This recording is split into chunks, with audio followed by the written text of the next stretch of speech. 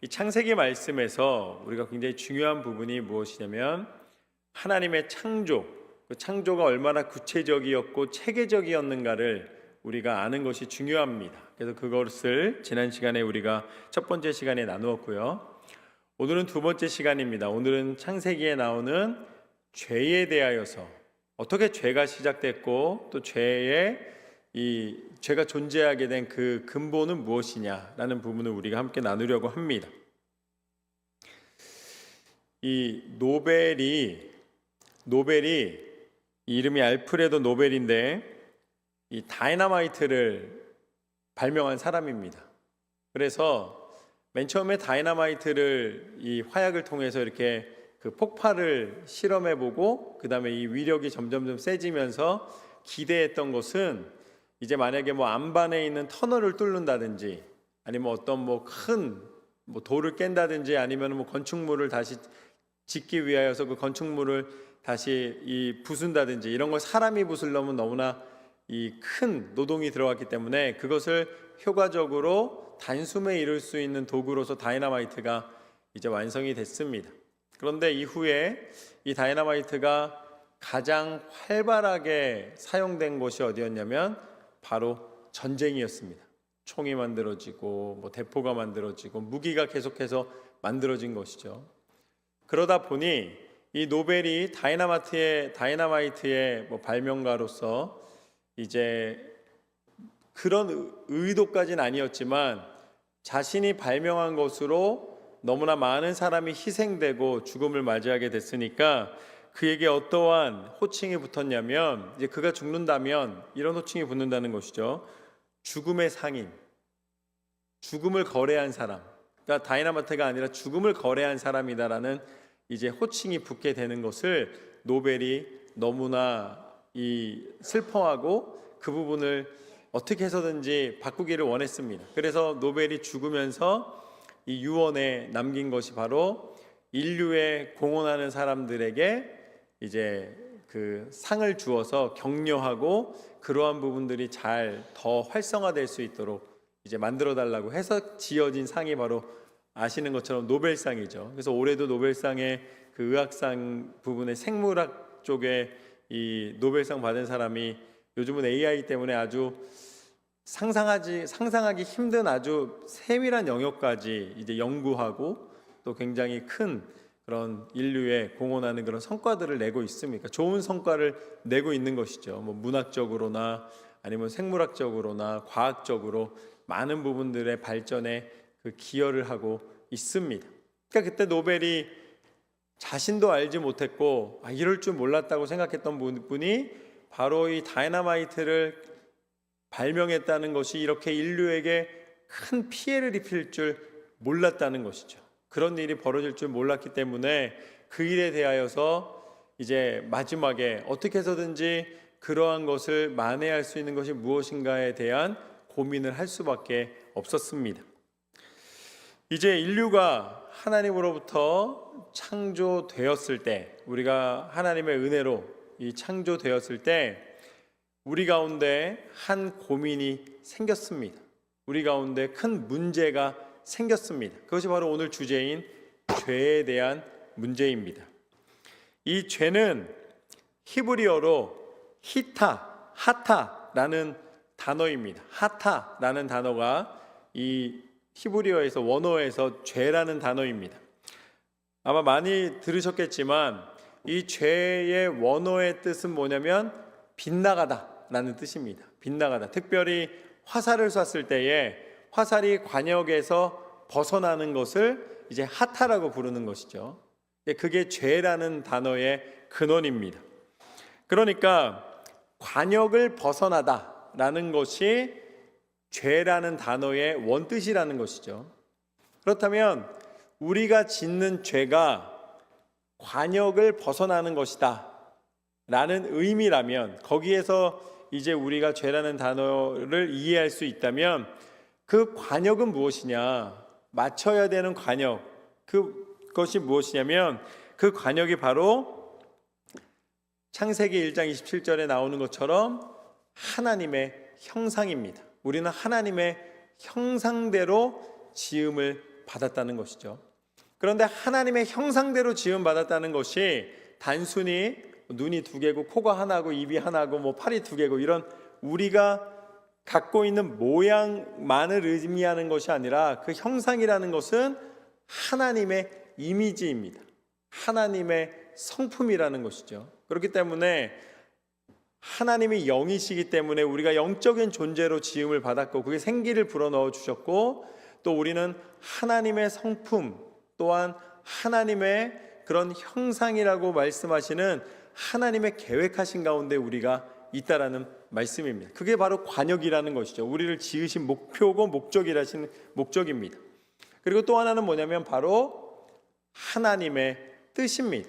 우리는 하나님의 뜻을 향하여 가는 것, 뜻에서 벗어나는 것을 우리는 죄다라고 이야기를 합니다. 하나님의 기준과 그 하나님의 뜻을 벗어나는 것, 그것을 이제 인간적인 욕심과 인간적인 기준이라고 부르는 것이죠. 그런데 우리가 하나님의 뜻 하면은 우리가 여러 군데 하나님의 뜻에 대한 말씀이 나오지만 특별히 데살로니가 전서 5장 말씀을 보면은 이런 말씀이 나옵니다. 항상 기뻐하라, 쉬지 말고 기도하라, 범사에 감사하라. 이것이 그리스도 예수 안에서 너희를 향하신 하나님의 뜻이니라. 짧고 좋으니까 이제 여기만 딱 기억하는 거예요. 항상 기도하라, 쉬지 말고 항상 기뻐하라, 쉬지 말고 기도하라, 범사에 감사하라. 요것만 지키면 하나님의 뜻이다라고 생각을 하는데 사실 하나님의 뜻 그러면은 이 말씀에서만 봐도 그 16, 17, 18절이었습니다. 근데 15절에 보면은 모든 사람을 대할 때에 대하든지 항상 선을 따르라. 이것도 하나님의 뜻인 거예요. 15절에 14절에 가면 또 뭐가 있냐면 하나님의 뜻이 뭐냐면 게으른 자들을 권면하라 라고 나와 있습니다. 그리고 거기에 또 뭐라고 나와 있냐면 오래 참으라 라고 나와 있습니다. 그러니까 하나님의 뜻이 그냥 단순하게 몇 가지만 지키면 되는 것이 아니라 이 데살로니가 전서 5장 전체를 보면은 깨어 있으라 하나님 말씀하시고 밤에 이 취하지 말라고 말씀하시고 구원의 소망에 투구를 쓰라고 하나님 말씀하시고 또 너희가 이 항상 피차 권면하라고 말씀하시고 그러니까 하나님의 뜻이 우리의 삶의 모습 가운데 지켜져야 하는 것이 굉장히 많다는 것이죠. 그게 관역이라는 거예요. 그 관역을 향해 이제 우리가 가야 된다는 것이죠. 그러니까 관역을 벗어나지 말라 그랬기 때문에 그 관역은 하나님의 형상과 하나님의 뜻입니다. 하나님의 이미지, 하나님의 성품, 그리고 여러 가지 하나님이 우리에게 요청하신 권면과 하나님의 명령들입니다. 그런데 그것에서 벗어난다라는 것은 바로 이 하타의 원래 그 벗어난다라는 것이었죠. 그게 죄라는 것인데 이 하타가 빗나간 방향, 하나님의 뜻과 반대되거나 하나님의 뜻에서 어긋나는 곳으로 향하는 것인데 이 하타라는 단어가 정작 우리가 오늘 나눌 창세기 3장 말씀에는 없습니다. 죄가 맨 처음 시작된 지점에는 오히려 죄라는 단어가 없습니다. 그럼 죄라는 단어가 어디에 있냐면 이 하타라는 단어가 어디에 쓰이냐면 창세기 20장 9절 말씀을 보면은 이제 아브라함이 이 그랄 지역 이 그랄 왕 이 아비멜렉을 만나는 일이 벌어집니다. 그런데 그 땅을 들어갈 때 자신의 누이 그 아내를 사라를 만약에 데리고 들어가면은 자기를 죽이고 아내를 빼앗아 갈까봐 거짓말을 합니다. 나 자신의 누이라고. 그래서 그 사라의 아름다움을 보고 이제 아비멜렉이 그랄 왕 아비멜렉이 데리고 가는 거죠. 그때 하나님이 그 경고하십니다. 그러면 안 된다. 그래가지고서는 아브라함을 불러서 뭐라 그러냐면 아비멜렉이 아브라함을 불러서 그에게 이르되 내가 어찌하여 우리에게 이렇게 하느냐 내가 무슨 죄를 너에게 범하였기에 내가 나와 내 나라가 큰 죄에 빠질 뻔하게 하였느냐.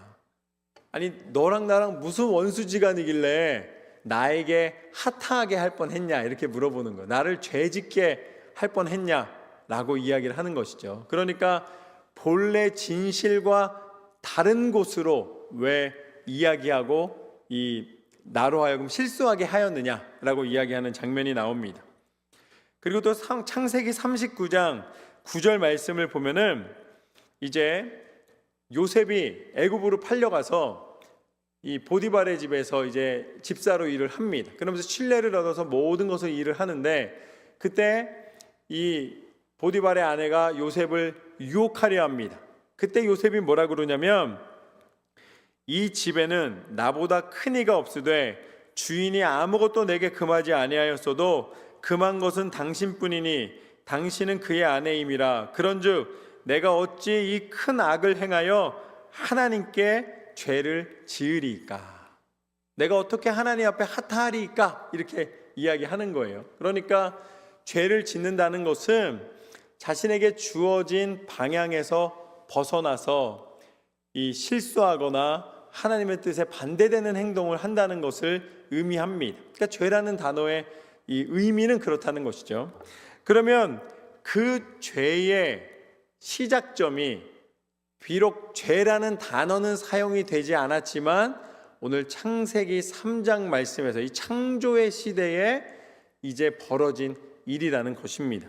그래서 오늘 말씀이 있는 창세기 3장의 1절부터 5절까지 말씀을 보면 뭐라고 나와 있냐면, 그런데 뱀은 여호와 하나님이 지으신 들짐승 중에 가장 간교하니라.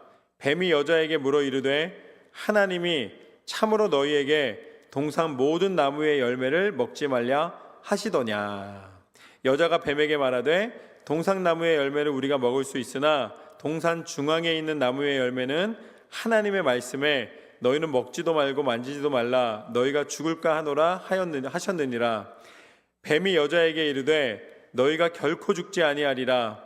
너희가 그것을 먹는 날에는 너희 눈이 밝아져 하나님과 같이 되어 선악을 알 줄 하나님이 아심이니라. 이제 오늘 말씀에 하나님이 지으신 첫 사람인 아담과 하와가 있는데 그 하와에게 뱀이 접근을 합니다. 그런데 이 당시에 뱀은 하나님 표현한 이 말씀의 표현을 가장 간교한 짐승이라는 것이죠. 그런데 이 뱀이 맨 처음에는, 지금은 막 숲에 들어가서 이게 물기가 있는 데서 이렇게 뱀이 다니잖아요. 근데 말씀의 표현대로라면 뱀은 들짐승이었다라고 나와 있습니다. 그리고 이제 나중에 다리가 없어지기 전에는 다리도 있었습니다. 그러니까 뱀이 지금 도마뱀 같이 이제 이 뱀이라고 지칭하고 있는 이 하와를 유혹한 이 뱀에게는 들짐승이었고 다리도 있었고, 이 사람이 뱀하고 대화가 가능했습니다. 뱀이 사람하고 대화가 가능했어요. 에덴 동산에서는. 그 뱀이 바로 사단이 뱀의 형상으로 이 하와에게 접근한 것입니다. 나중에 나오자면 사단이 뱀으로 접근한 거예요. 그때 이 사람이 죄를 짓게 된 가장 큰 이유는 무엇이냐면 바로 사단이 사람에게 접근해서 사람을 유혹했기 때문입니다. 그러니까 사단이 죄를 짓게 했기 때문에, 그럼 사단은 무엇이냐를 우리가 알아야지만 죄는 언제부터 시작했고 죄란 무엇이냐에 대해서 우리가 해답을 얻을 수가 있는 것이죠. 그런데 죄는, 그러니까 사단은 어떤 존재냐, 사단은 언제부터 있었냐, 그럼 사단도 피조물이냐, 사단은 어떻게 존재할 수 있게 되었느냐. 사단은 창세기 1장 1절 말씀에 태초에 하나님이 천지를 창조하셨는데 그때 창조됐느냐 아니면 그 전에 창조됐느냐, 이러한 부분들이 우리가 자세하게 들여다보지 않으면 알 수 없다는 거죠. 생각해 보신 분도 계시겠고 생각해 보지 않으신 분들도 계시겠지만, 사단은 무엇이냐, 사단을 알아야 우리에게 죄가 들어오게 만든 사단의 존재를 통해서 우리가 죄를 알 수가 있다는 것이죠. 그러니까 먼저 사단은 어떤 존재냐면, 사단은 언제 창조됐냐? 사단은 하나님이 창조하셨냐? 사단은 언제부터 있었냐? 이 부분에 대한 대답을 해드리자면, 골로새서 1장 16절 말씀을 보면 이렇게 나와 있습니다. 만물이 그에게서 창조되되 하늘과 땅에서 보이는 것들과 보이지 않는 것들과 혹은 왕권이나 주권자들이나 통치자들이나 권세들이나 만물이 다 그로 말미암고 그를 위하여 창조되었고 또한 그가 만물보다 먼저 계시고 만물이 그 안에 함께 섰느니라. 아멘. 그러니까 하나님이 태초에 천지를 창조하신 이후에 모든 것이 창조된 줄로 믿습니다. 보이는 것들이나 보이지 않는 것들이나 모든 게 다 창조된 것입니다. 누구에 의해서 창조되냐면 하나님에 의해서 창조가 되었습니다. 그런데 창세기 말씀에는 우리가 살아가는 이 세상에 대해서 창조된 것을 설명해 주고 계시기 때문에 우리가 보이지 않는 것들, 그러니까 천사를 어떻게 창조하셨는지, 아니면 눈에 보이지 않는 것들이 어떻게 존재하게 됐는지, 그런 부분에 대해서는 우리가 알지 못하지만 하나님이 그 창조의 이 주체, 창조자라는 것에 대해서는 분명히 말씀이 우리에게 알려주고 계십니다. 그렇기 때문에 사단도 하나님의 피조물입니다. 사단은 어딘가에서 따로 존재한 것이 아니라 하나님의 피조물이라는 것이죠. 이 영의 세계의 창조가 기록되어 있지 않기 때문에 그것이 언제 어떻게 되는지 우리가 지금 현재 임의로 설명할 수 없을 뿐이지 하나님의 지으심으로 존재하게 되었습니다. 그런데 사단은 어떤 존재냐면 에스겔서 28장 11절에서 16절까지 말씀을 보면은 사단에 대해서 이렇게 나옵니다. 여호와의 말씀이 또 임하여 이르시되 인자야 두로 왕을 위하여 슬픈 노래를 지어 그에게 이르기를 주 여호와의 말씀에 너는 완전한 도장이었고 지혜가 충족하며 온전히 아름다웠도다. 그러니까 두로 왕을 빗대어서 세상 군왕을 빗대어서 그 뒤에 담겨있는 사단의 존재를 설명합니다. 그러니까 예수님이 이제 베드로가 주는 그리스도시요 살아계신 하나님의 아들입니다 그랬더니 그거를 알게 하는 것은 사람이 아니라 하나님이 주신 지혜라고 말씀하시면서 그 고백 위에 하나님의 교회를 짓겠다고 말씀하셨는데 그 다음에 바로 어떻게 됩니까? 예수님이 이제 십자가에 달려 죽으실 것을 말씀하셨더니 베드로가 절대 안 됩니다.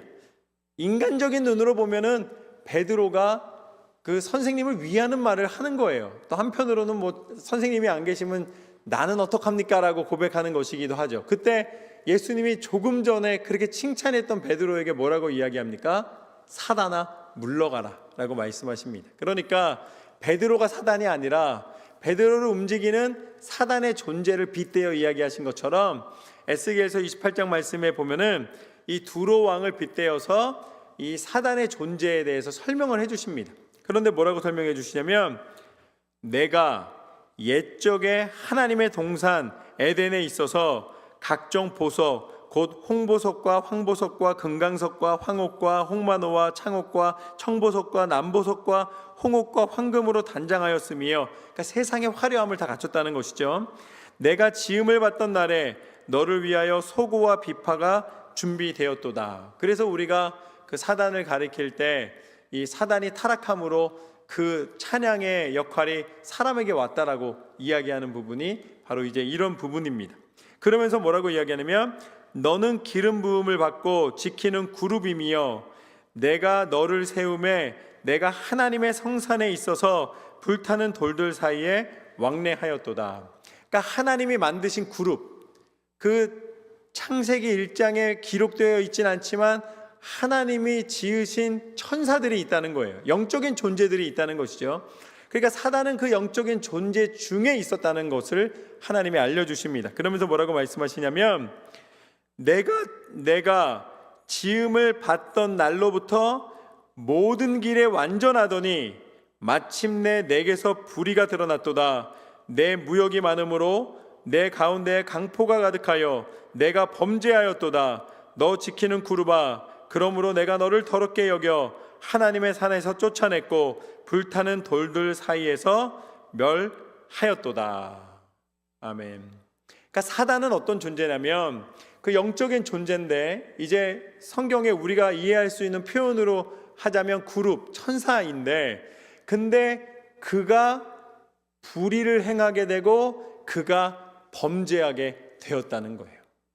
그러니까 사단이 인간이 범죄하기 이전에 이미 하나님 앞에 죄를 짓고 쫓겨나고 하나님 앞에 불의하다라고 하나님의 뜻에서 벗어나기 시작했다는 것입니다. 그러니까 하나님이 천사를 어느 시점에 만들었다고는 말씀하지 않으셨지만, 죄가 없는 내가 완전하였지만이라고 표현하십니다. 죄가 없는 완전한 상태에서 사단이 불의한 마음이 들고 불의를 행함으로 그가 범죄하게 되었다. 이게 사단의 존재입니다. 사단이 죄를 지은 것이 바로 불의와 범죄라고 표현되고 있는 것이죠. 그래서 이사야서 14장 12절에서 15절까지 말씀을 보면 뭐라고 나와 있냐면, 너 아침의 아들 계명성이여, 내가 어찌 하늘에서 떨어졌으며 내 열국을 얻은 자여, 어찌 그리 땅에 찍혔는고, 내가 내 마음에 이르기를 내가 하늘에 올라 하나님의 뭇별 위에 내 자리를 높이리라. 내가 북극 지폐의 산 위에 앉으리라. 내 가장 높은 구름에 올라가 지극히 높은 이와 같아지리라 하는도다. 그러나 이제 내가 수올 곧 구덩이 맨 밑에 떨어짐을 당하리로다. 이 사단이 계명성이라고 표현되고 있는데, 가장 밝은 성이라고 표현되면서 하나님이 주신 존귀함의 그 영광을 오늘 말씀에 보면은 가장 높은 구름에 올랐다고 표현하면서 지극히 높은 곳에 올라서 마침내 하나님보다 높아지려 하였도다. 그게 사단입니다. 사단은 하나님보다 높아지려 한 존재예요. 그렇기 때문에 그것을 우리는 뭐라고 이야기하는가? 욕심과 교만이라고 이야기하는 것이죠.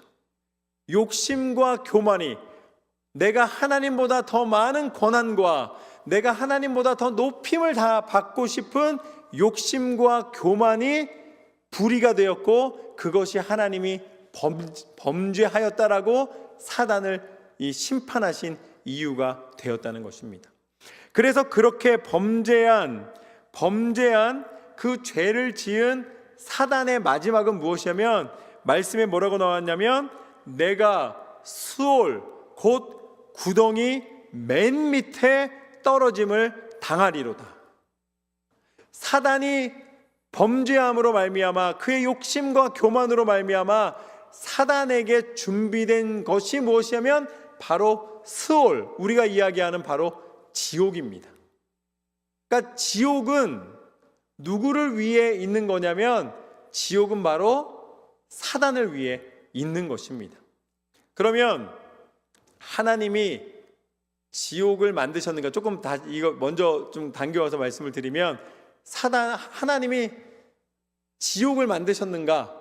라고 이제 묻는다면, 하나님이 지옥을 만드셨죠. 오늘 사단을 심판하시기 위하여 만든 것입니다.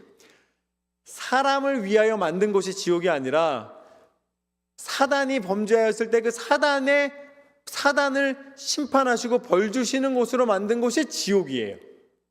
그럼 사람은 창조하셔서 하나님이 우리에게 어디를 주셨습니까? 하나님은 우리에게 에덴 동산을 주신 거예요. 에덴 동산을 만드시고 그곳에 사람을 창조하셔서 그곳에서 완전한 하나님의 창조를 누릴 수 있도록 만들어 주셨습니다. 우리를 위해 만들어 주신 곳은 에덴 동산입니다. 그러니까 사단의 불의함, 사단의 못됨, 사단의 죄성, 사단의 범죄함, 오늘 말씀에 표현되어 있는 그 범죄함은 무엇입니까? 사단의 가장 큰 불의는 지금 현재는, 맨 처음에는 하나님보다 높아지려는 게 죄였는데, 지금 사단이 행하는 가장 큰 죄는 무엇이냐? 혼자 가기 싫다라는 거예요. 사단이 나만은 못 가겠다는 거예요. 그래서 사단이 끊임없이 사람을 넘어뜨리고 자기를 위해 예비된 지옥에 같이 가게 만드는 것이 바로 인간의 죄의 시작입니다. 그게 인간의 죄라는 거예요. 우리가 죄를 짓는 것이 얼마나 무서운 거냐면 사단과 함께 심판을 받는 겁니다. 사단에게 넘어가서, 사단에게 넘어져서. 그래서 사단은 오늘 말씀을 보십시오. 어떻게 접근하는가? 사단이 와서 뭐라 그러냐면 하나님이 하와에게 와서 이렇게 얘기해요. 하나님이 참으로 너희에게 동산 모든 나무의 열매를 먹지 말라 하시더냐. 하나님이 완전한 분이시라면, 하나님이 너희를 완전히 사랑하시기 때문에 이 동산에 있는 열매 다 먹으라 그랬지 라고 비틀어서 얘기하는 거예요. 하나님이 그랬더니 하와가 뭐라 그럽니까? 하와가 아니 그래요. 하나님에 대해서 부정의 표현을 하기 시작합니다. 하나님이 그렇게 안 하셨어. 다 주지 않으셨어. 동산 중앙에 있는 나무의 열매를 먹지 말라고 하셨어. 그 선악과라고 부르는데 맨 처음에 하와가 선악과라고 부르지 않습니다. 동산 중앙에 있는 나무, 하나님이 먹지 말라고 하신 나무라고 표현을 하는 것이죠. 그러면서 뭐라 그러냐면 그것을 먹는 날에는 정령 죽으리라 말씀하셨다는 거예요. 그것을 먹는 날에는 정령 죽으리라. 이제 여기서 우리가 이제 또 한 가지 기억할 것이 무엇이냐면, 그러면 하나님이 죽음을 만드셨는가? 하나님은 죽음을 만드셨는가? 또 하나는 그 이제 뱀이 나중에 이렇게 이야기하거든요. 너 그거 먹어도 절대 안 죽는다. 절대 안 죽어. 그거 먹으면은 선과 악을 구별하여 하나님처럼 될까봐 하나님이 그게 두려워서 너 못 먹게 만든 거야. 자신이 교만하여진 것과 똑같이, 자신이 불순종했던 것과 똑같이, 자신이 욕심 부렸던 것과 똑같이 사람을 만들기 위하여서 하나님을 부인하고 하나님을 의심하게 만들기 시작하는 것이죠. 사단이 제일 좋아하는 죄로 들어가는 입구가 뭔지 아십니까? 죄로 들어가는 입구? 그게 바로 이간질입니다. 이간질하는 거예요. 하나님이 의심하게 만든다는 것이죠. 야, 저 사람이 너 진짜 사랑하는 것 같아? 저 사람이 진짜 열심히 하는 것 같아? 저 사람이 진짜인 것 같아? 끊임없이 사단은 이간질을 만듭니다. 나에 대한 평가보다 더 중요한 게 누구에 대한 평가예요? 저 사람은 이잖아요. 아니에요. 사단의 속임에 넘어가는 겁니다. 사단의 목표는 딱 하나예요. 어떻게 해서든지 이간질해서 사람을 넘어뜨려서 자기만 심판받기 싫기 때문에 자기에게 준비된 그 지옥으로 함께 갈 사람을, 그 성경의 표현대로 말하자면 우는 사자와 같이 지금도 찾아 다니고 있다라는 것이죠. 우리가 죄에 넘어지는 가장 큰 이유는 사단이 넘어뜨리는 겁니다.